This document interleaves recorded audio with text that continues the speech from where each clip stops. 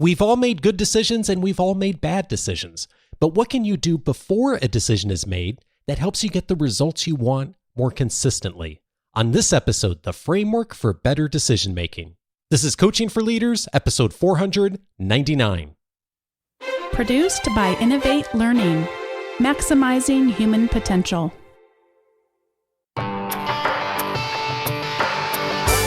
Greetings to you from Orange County, California. This is Coaching for Leaders, and I'm your host, Dave Stachowiak. Leaders aren't born, they're made. And this weekly show helps you discover leadership wisdom through insightful conversations. A question that I am asked often by folks in our community and our academy is, how do I make better decisions? Or if we're in the midst of trying to support someone on making a better decision, what's the process I can use? And decisions is something, of course, as leaders, we are being asked to jump in on almost a daily basis. And yet, most of us never really received any substantial training on how to make better decisions. Today, I am so glad to be able to welcome someone to the show who's absolutely an expert on decision making. She's going to help us to really frame our next decision effectively. Annie Duke is an author, corporate speaker, and consultant in the decision-making space. As a former professional poker player, Annie won more than $4 million in tournament poker before retiring from the game in 2012. Prior to becoming a professional player, Annie was awarded a National Science Foundation Fellowship to study cognitive psychology at the University of Pennsylvania. She is the co-founder of the Alliance for Decision Education, a nonprofit whose mission is to improve the lives of students by empowering them through decision skills education. Annie's prior book, Thinking in Bets, is a national bestseller, and she just released her newest book, How to Decide: Simple Tools for Making Better Choices. Annie, I'm so glad to welcome you to the show. Well, thank you for having me. I'm excited to be here. So we do have a lot of bias in our decision making, and we don't necessarily look at things as logically as we probably should to make better decisions. And you mentioned some of the key things that we struggle with around decision making in the book. And one of the words that's used a lot in the book is the term resulting. And I'm wondering if you could paint the picture of what resulting is and why it becomes an issue in decision making.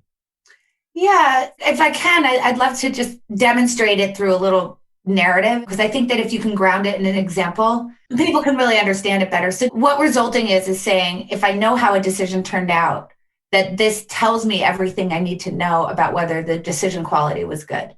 So if it turns out well, it must have been a great decision. If it turns out poorly, it must have been a bad decision. And one of the ways that you can see this, and I encourage people to do this with their teams, is just to ask the people on your team, or think of this yourself as a thought experiment. What was my best decision of the last year?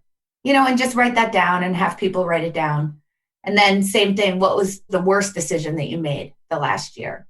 And think about that for yourself and write it down. And what you'll find when you do this as a team exercise is that everybody writes down what the best thing that happened was, or what the worst thing that happened was, not anything to do with the decision. So they sort of index to like the outcome.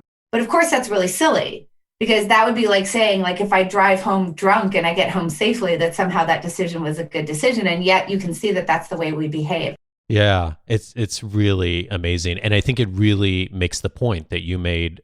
Just because you made a good decision doesn't mean you're going to get a good outcome. And the reverse is true too, right? You may have made a horrible decision and you lucked out of getting a good outcome, but it doesn't necessarily mean that the decision was sound. And I think one of the things that I'm really curious about is how can we be less suspect to kind of that resulting, that hindsight bias, and actually make better decisions. And you've really done a good job of laying a framework for this. And before we go into the framework, one of the classic things that people do is do a pro-cons list when they're trying to decide on something, right? And you really advise people not to go down that route. What's problematic about a pros cons list? Yeah, so there's a lot of things tied up in there, right? What's interesting is, first of all, the way to figure out how to create a good decision process is actually the same answer as how to figure out how to overcome this resulting problem, which is the same answer as to the problem with a pros and cons list. So they're all kind of tied together. So let's just start with the pros and cons list, and then maybe we can work our way to the other stuff. The issue with the pros and cons list is kind of twofold. One has to do with its kind of lack of dimension, and the other has to do with how objective a pros and cons list is. So let's start with the lack of dimension. It's very hard to make a good decision. In fact, you cannot make a good decision, not one that's high quality, without a couple of things. One has to do with when you're thinking about a pro or a con, which we could call the upside or the downside. When you think about any individual outcome, you want to know how big of a pro is it versus how big of a con is it. And that really matters. How much is this going to advance me toward my goal? Or how much is it going to cause me to retreat away? Is the con a hangnail and the pro is I win $1 million? Or maybe the pro is my breath is minty fresh and the con is I could die. So, Right. So we're missing that dimensionality that has to do with sort of what's the magnitude of the pro or con, such that as you're sort of looking at that list, it's very hard to know, like, how are you supposed to balance those pros and cons against each other? Because it's just a flat list. Like, you could have 10 pros and 1 con, but the con could be death. So that makes that very hard to do. But the other dimension that it's missing is probability. How likely are any of those pros or cons to happen? Because if you were to do a pros and cons list trying to decide whether to found a startup, you would say no every time, because founding a startup is just a big list of cons with like a couple of little pros. Like, I could become really rich and I could maybe create a lot of productivity and good in the world. But like, it's so many cons on that list because we know that most startups fail. So why would you do that? Well, because the magnitude of the pro, how big the pro is, how much good comes from you doing it, is enough to sort of balance this out. And when you look at that combined with the probability, you can then figure out, is the likelihood that I'm going to get an outcome that's going to really advance me to my goals enough to balance out against the likelihood that I'm going to have something bad happen to me. So you need these two dimensions, the magnitude of the payoff and the likelihood of any of those outcomes occurring in order to make a good decision. And a pros and cons list is losing both of those. But the bigger problem with the pros and cons list has to do with the perspective that it's expressing. So there's a lot written, and I'm sure a lot of your listeners have read Thinking Fast and Slow from Daniel Kahneman. Oh, yeah. And, we know that our decisions are biased, that we tend to be too confident, that we think we have too much control over the ways that things are going to turn out, that we're above average at a lot of things, that the status quo is going to hold, that today is much more predictive of tomorrow than it actually is. Go look at the Wikipedia page. There's a billion biases. So the problem with the pros and cons list is that a pros and cons list actually amplifies the influence of bias in your decision-making. And here's kind of why. We can sort of tie a lot of these biases into a pattern called motivated reasoning. And motivated reasoning is just kind of as it sounds. You have a conclusion that you kind of want to get to, or a belief that you want to confirm to be true. And you actually reason in a way that's motivated to confirm it, to confirm the decision that you want to make, or to confirm the belief that you already hold. So that's motivated reasoning. It's this kind of circular pattern of reasoning. And you can see how a pros and cons list makes that worse, because nobody's ever gone into a pros and cons list as much as they'd like to think they are, saying, I don't know what I want to do. I don't have a preference for whether I want to say yes or no. Mm-hmm. Of course, once you started to think about the decision, you already are in a place where you started to form an opinion. And once you form an opinion, the way that you end up constructing that pros and cons list is actually just going to support the opinion that you're trying to get to. If you're trying to get to yes, you're going to put a lot of pros down and not so many cons.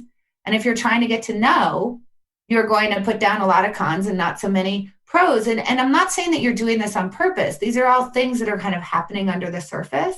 But that's what a pros and cons list does. It just amplifies bias. And a good decision process, and what my book is trying to do, is get you to remove bias from the process, not kind of add to the ruckus with a tool like a pros and cons list.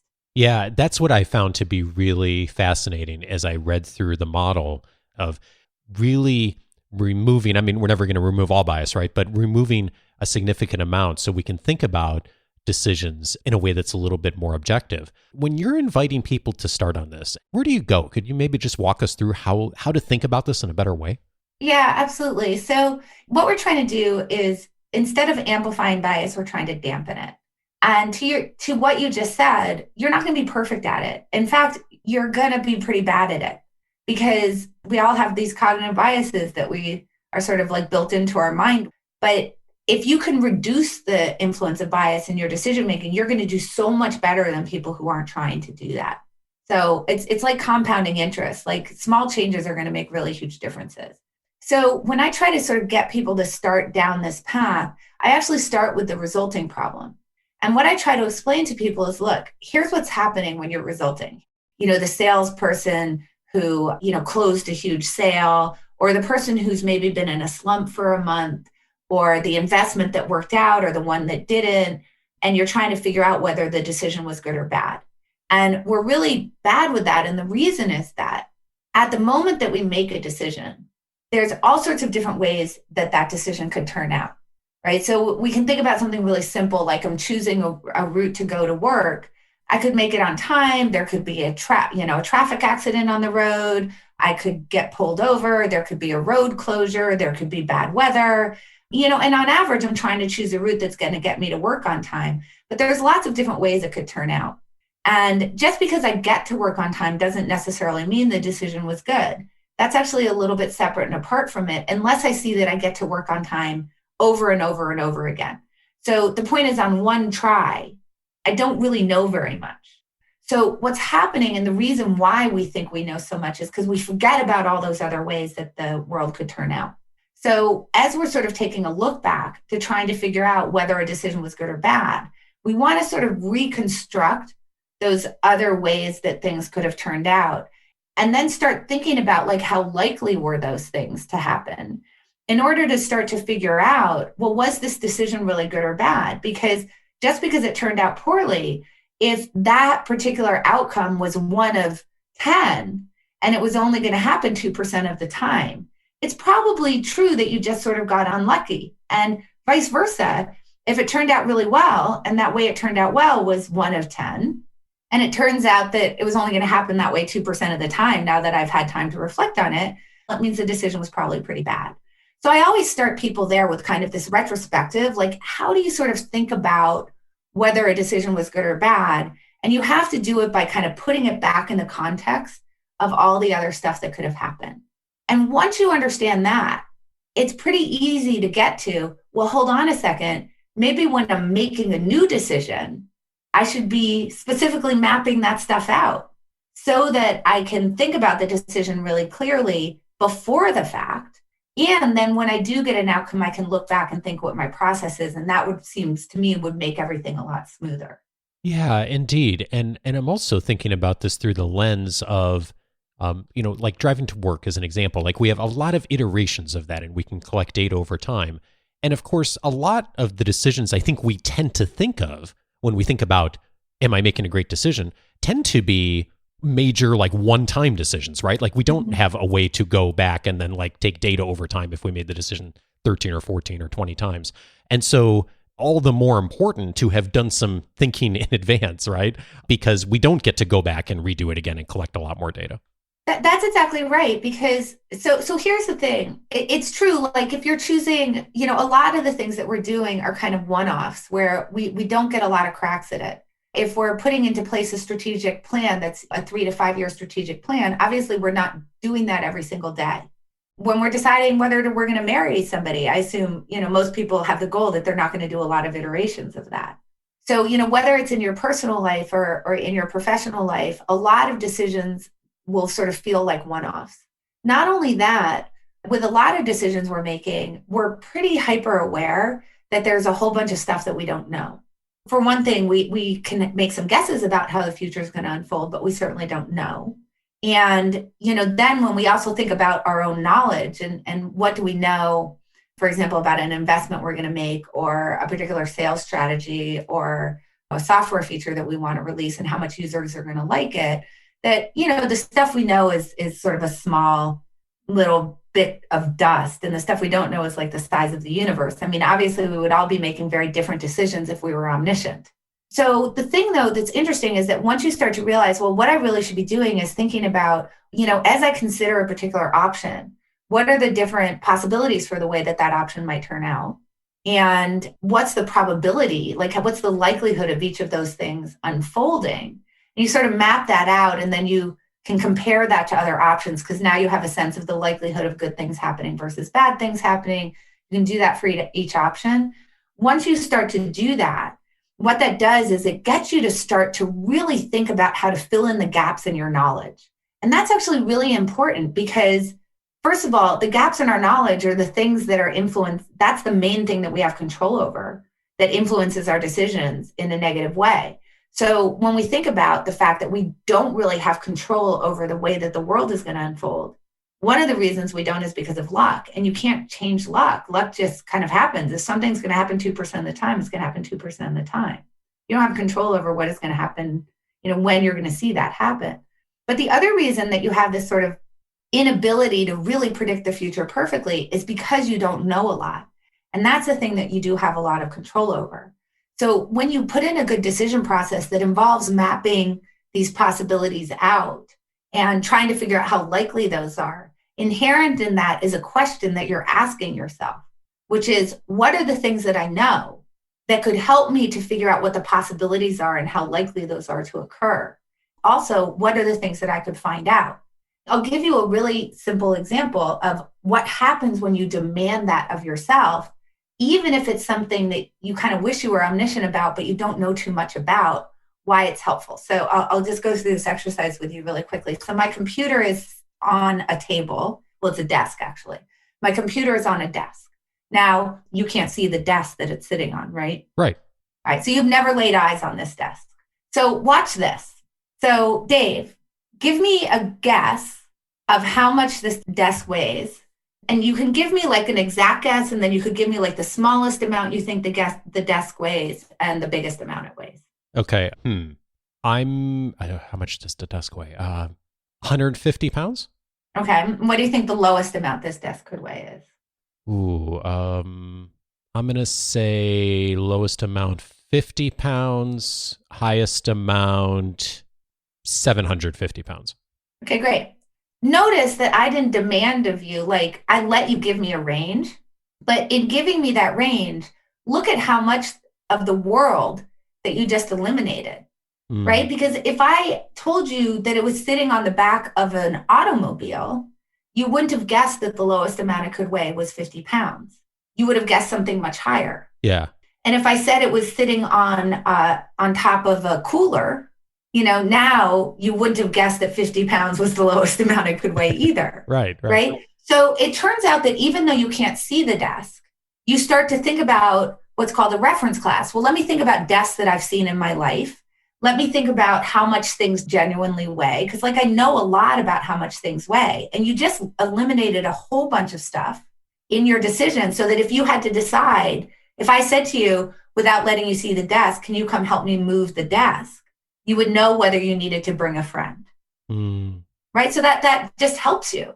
And the other thing that you did when I asked you to give me the range, 50 pounds to 750 pounds, is you, in expressing that to me, asked me a question. You may not know that you did, but you expressed to me that you had uncertainty, that you had a knowledge gap about how much the desk weighed. You expressed to me exactly how much. It's really different for you to say that it weighs between 50 and 750 pounds than for you to say, I think it's about 150 pounds, but I think it's between 1 and 200 pounds. Yeah. The latter tells me that you're much more certain about what it weighs. And the former says, I haven't laid eyes on the desk. I don't know that much about it. So if we're working on a decision together, you've now asked me, can you help me? Because I'm not exactly sure here. I know some stuff, but I don't know enough to get really exact. And that's part of the beauty of this type of decision process, where you're really thinking about what the possibilities are. You're really thinking about how likely those things are, that when you start doing that work, you're not only asking yourself the question to start thinking about what do I know and what could I find out, but inherently in doing that process with other people, you're asking them those questions too. And a lot of the stuff that you don't know lives in other people's heads. And now you get to start extracting it from them as part of your process. And that's where potentially, if you have other people involved, I'm guessing you maybe make better decisions. And I want to ask you about that too, because I think the bias that a lot of us have, and I think I do most of the time, is if that there's more people involved, if there's a team involved, that we're going to make better decisions the more people are giving inputs in that decision. And from talking with you, I'm sensing that there's maybe some truth to that, but it's a little more complicated. Yeah, so it's interesting, actually. That is potentially true. I mean, we all know the old aphorism, two heads are better than one. And the question is that true? And the answer is only if you're speaking to the other people, interacting with the other people in a way that actually allows you to see what lives in their head. So the main issue that happens with teams is that people discuss things in groups.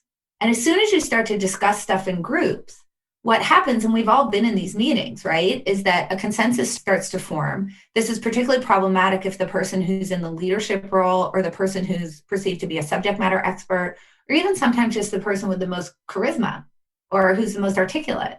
When they start to speak, people start to coalesce around that consensus. And this is partly because people think the goal of meetings is to reach agreement, which is not at all the goal of a meeting. The goal of a meeting should be to inform everybody of what the different points of view are so that whoever has the ownership of the decision can then make a more informed decision.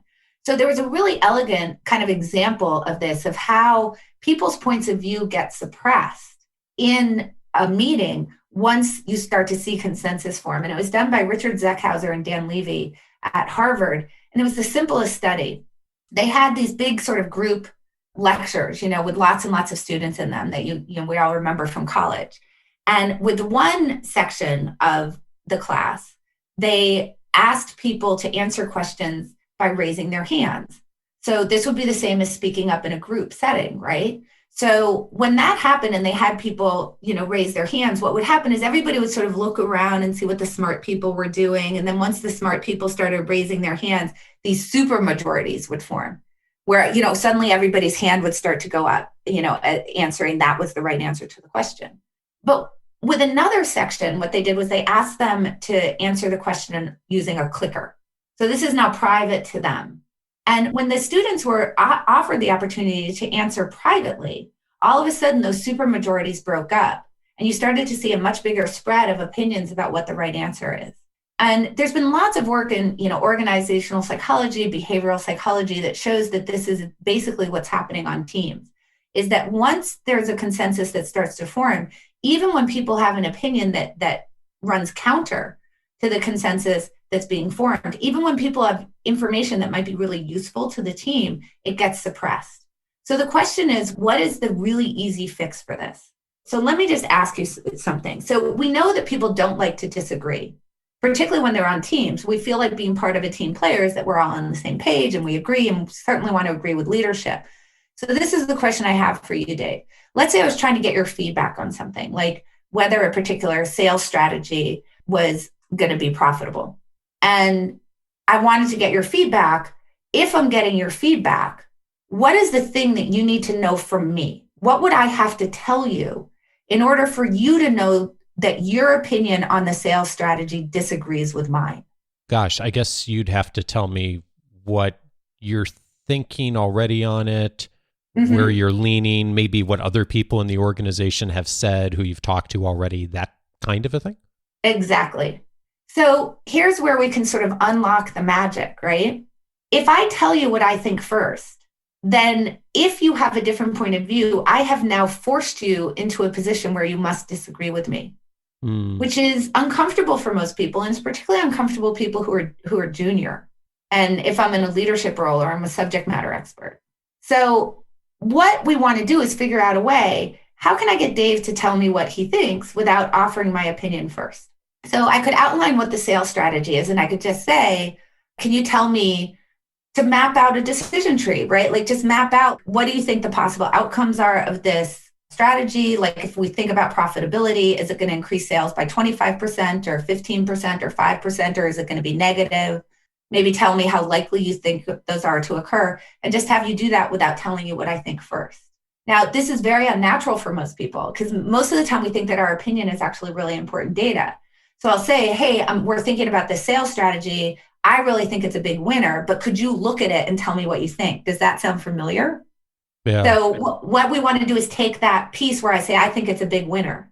We want to take away that bit. Now that's fine if we're talking one-on-one, obviously, but what do you do when you have a team? Because obviously I could withhold my opinion, but as soon as Dave says something, now Dave has affected the group.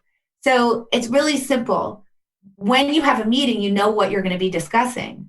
Have each of the team members look at whatever the brief is on what you're trying to get feedback from.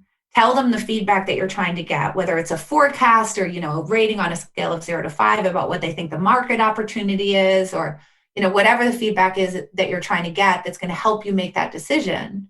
And then get them to give you their opinions independently, where they can't see what each other has said. Combine it together for everybody to review before the meeting. And now when you come into the meeting, everybody's actually seen what everybody thinks. It's like having people answer with a clicker in class. And all of a sudden, you've now actually harnessed all the different opinions that live on your team instead of suppressing them. And you are now going to be more informed as a decision maker because of it. So 2 heads are better than 1 if you really are leveraging independent thought before you are biasing it with what one person's view are. And so if you can get really clear on what's the decisions you're thinking of making and have people detail out those outcomes and then assign likelihood to each of those outcomes, that's a much better way to get to data that's useful around decisions than if you just walked in and said, hey, what do you think? Yeah, so absolutely. 2 heads are absolutely better than 1. The problem is that we spend our lives mostly turning 2 heads into 1 big head. So if you can let the 2 heads actually be 2 heads, you're going to do better in your decision making. And, you don't need to have them map out a whole decision tree each time. I mean, it could literally be just yes or no. You just get everybody to vote independently. Should we move forward with this? Yes or no? Make sure they write it down independently so that people don't see each other's answers. It's helpful if you have them provide a rationale, but it can be pretty simple. So it could be all the way from something as complicated as a hiring committee creating a hiring rubric in advance of meeting with a candidate, and then each member of the committee filling that rubric out independently, and then seeing where the dispersion is happening, where there's a difference of opinion that you can really now dig in on, as opposed to, the other thing that happens in meetings is you talk a lot about the places that you agree. I'd like to reiterate what Dave said and circle back to that and give my own reasons as to why I agree with Dave. It's kind of uninteresting. It's like, okay, Dave and I agree the earth is round. That's fine. I'm really interested in the fact that Dave is a 5 in terms of this candidate's conscientiousness, and I'm a 2. And now we can have a conversation about that and see, live in that space where we have a difference of opinion.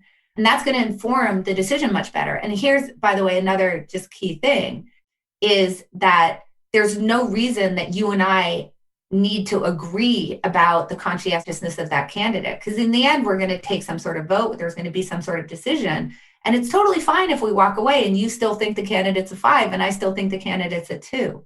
It's totally fine. That's the whole point of having different people on teams. So this allows us to get into a situation where we're really harnessing the different points of view that live on the team. We're getting to be able to see them in a way that we wouldn't if we were having the initial discussion in the meeting as opposed to eliciting that before. And then here's the really wonderful thing about it, is that it actually makes your meetings much more efficient because you've already seen the spread of people's opinions. And now as you're sort of facilitating that conversation, you know exactly the areas that matter most, because the areas that matter most are the places where people disagree with each other. And it actually creates a lot of efficiency in the discussion.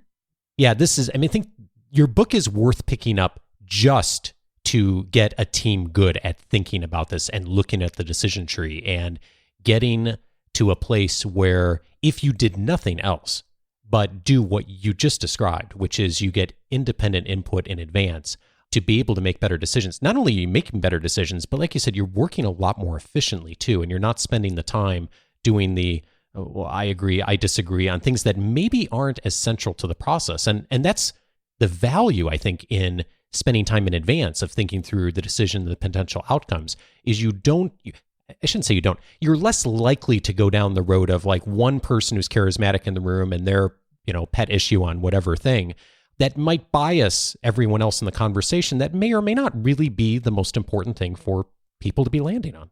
Yeah. And, I understand that you don't always want to get this information. Sometimes you just want to do like something that's kind of quick and dirty. And you can do that by just like, for example, if it's just, should we move forward or not? Do you want to say yes or no? Just have people write it down on a piece of paper, like in the room. And that will accomplish the same thing for things that you kind of want to do on the fly.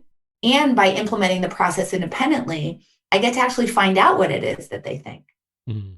Annie, this is so helpful. I know so many folks are going to find really some practical things they can implement into their conversations today. The book is How to Decide: Simple Tools for Making Better Choices. Annie Duke, thank you so much for your wisdom.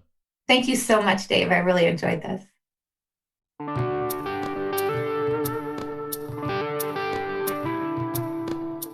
Thank you, Annie. Many related episodes to today's conversation. One of them is episode 255, How Women Make Stronger, Smarter Choices with Therese Houston. I talked with Therese on that episode on how decision-making, specifically through the lens of women in the workplace, and some of the things she's uncovered in her research of how women make better choices. Lots of detail there in episode 255, and Therese is working on a new book on feedback, which will be out soon, and so I'm looking forward to having her back on the show, hopefully in the near future. Also recommended episode 355, How to Approach Corporate Budgeting with Jody Wadrich. One of the questions that I've gotten over the years is, well, how do you handle the situation when you, for the first time maybe, or maybe in a new situation, all of a sudden have to put together a budget? Where do you begin? How do you start that process? And perhaps even more importantly, what's the right mindset to have as a leader when putting together a budget, especially one of some complexity? Episode 355 is a really good listen for you. Jody and I talk through his mindset as a leader with a lot of experience of putting together budgets and what you can do and have the right mindsets in order to engage in that process in a really healthy way. And then finally, I recommend episode 454, How to Ask Better Questions with David Marquet. David's book, his most recent book on language that leaders use, just such a powerful read. And specifically in that episode 454, we talk about how do you ask better questions? And of course, if you are a leader who is willing to learn to ask better questions, as I know many of you in our listening community are, it is such a great way to collect better information. And if you get better information, as we talked about today, you'll ultimately probably make better decisions with that information. Episode 454 is where to go for that. All of those episodes you can find on the coachingforleaders.com website. If you'll set up your free membership, you'll get access to the entire library, searchable by topic since 2011. One of the topics in the library online is decision making. So you can find all of the past episodes relating to decision making, including the ones I already mentioned. Plus, you'll get access to my weekly leadership guide that comes every Wednesday with notes and resources from that week's episode, but also all of the other things I found online that I think will be helpful to you. Plus, the free membership includes access to all of the free audio courses inside of the membership. So all you need to do is just go over to coachingforleaders.com, set that up, and when you do, you'll be off and running for really, I don't know about eternity, but for a while. See you next week for episode 500. Take care. Bye.